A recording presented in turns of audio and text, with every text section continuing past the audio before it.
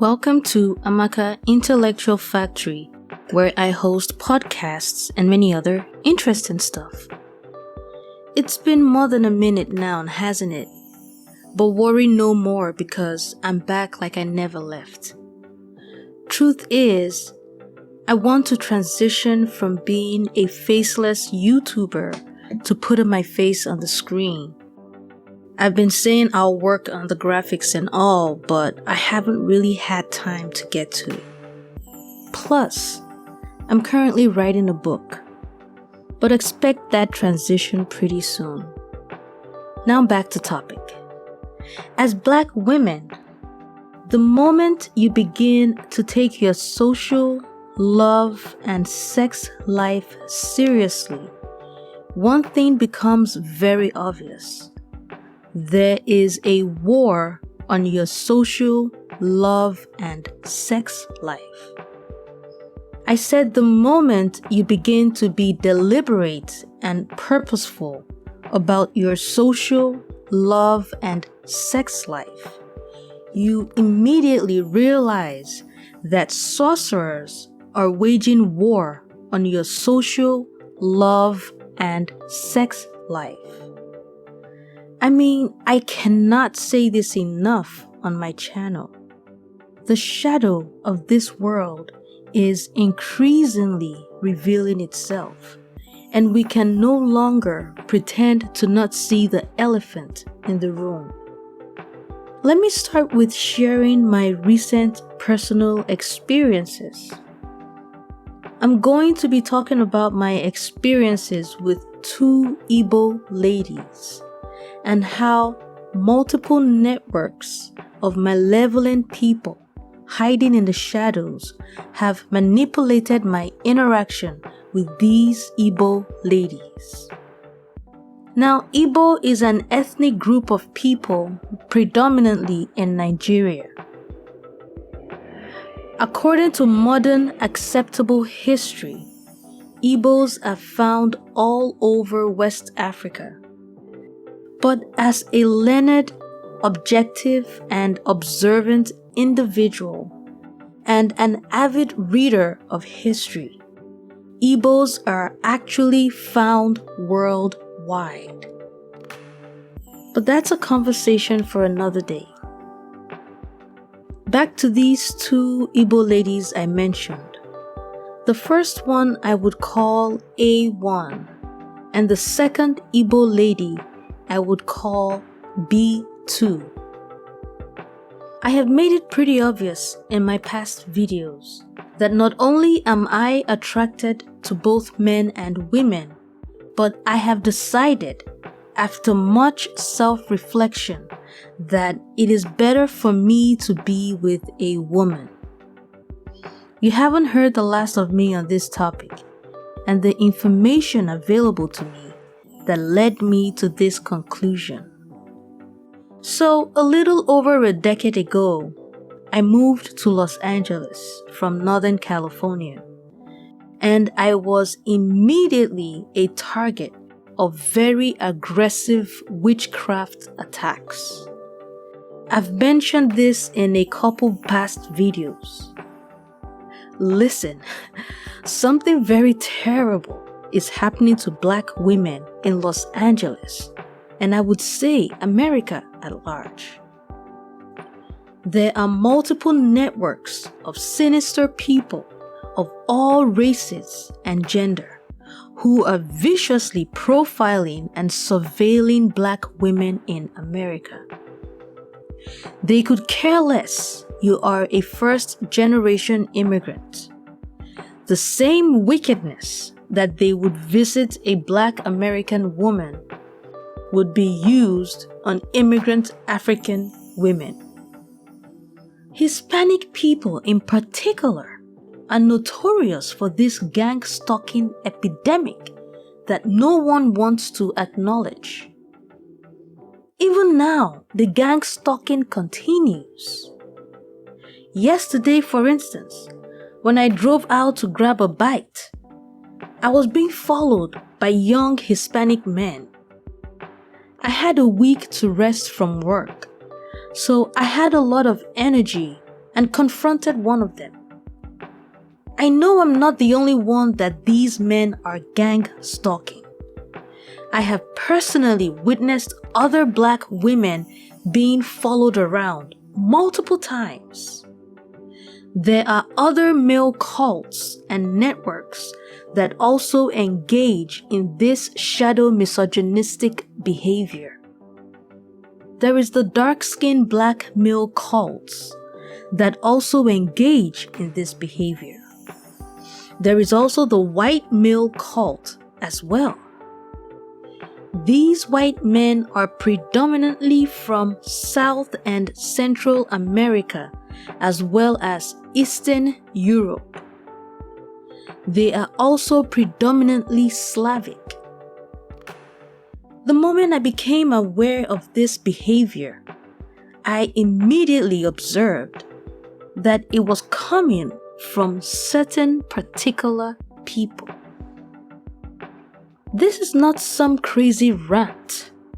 There are people in the government and active politicians who admit to this madness.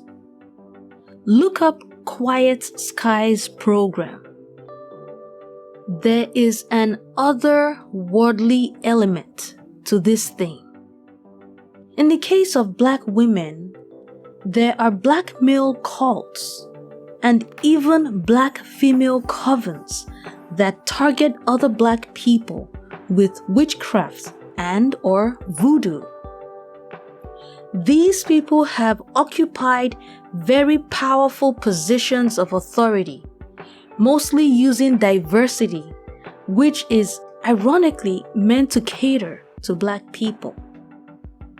And these black people that engage in this behavior are mostly from the Caribbean, Afro-Asiatic, and Babylonian. At this point, it is very serious. I also want to use this opportunity to tell any black woman experiencing this menacing evil that she is not crazy.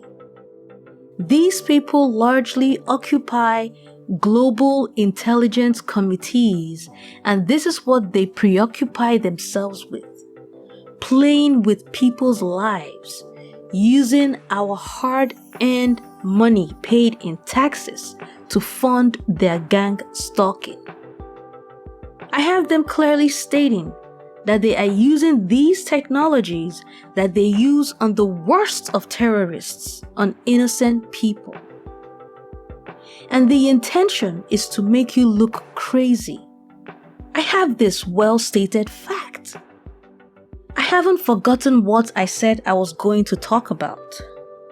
I just had to lay this foundational information before going into my discussion on these two Igbo women and how manipulation by sinister people have affected my interaction with these Igbo women. Again, I want to make it very clear that even though we hear about how the US government engages in this surveillance activity, with the increase of the military-industrial complex, there are other multiple networks of people with endless resources engaging in the same acts of surveillance and violation of people's privacy. Let me also use this opportunity to warn Nigerian immigrants to be careful with the Nigerians abroad. There are very wealthy, interconnected Nigerian networks that also engage in this gang stalking and monitoring spirit behavior abroad. They monitor Nigerians as they enter the US and other European countries. If you are especially a young, light-skinned, beautiful African woman, you will immediately be targeted by not just the African monitoring networks, but also the Afro-Caribbean monitoring networks, Hispanic monitoring networks, and Slavic Eastern European monitoring networks as well. For those who have been gifted with discernment, this should be enough to trigger and warn you. This is end of part 1.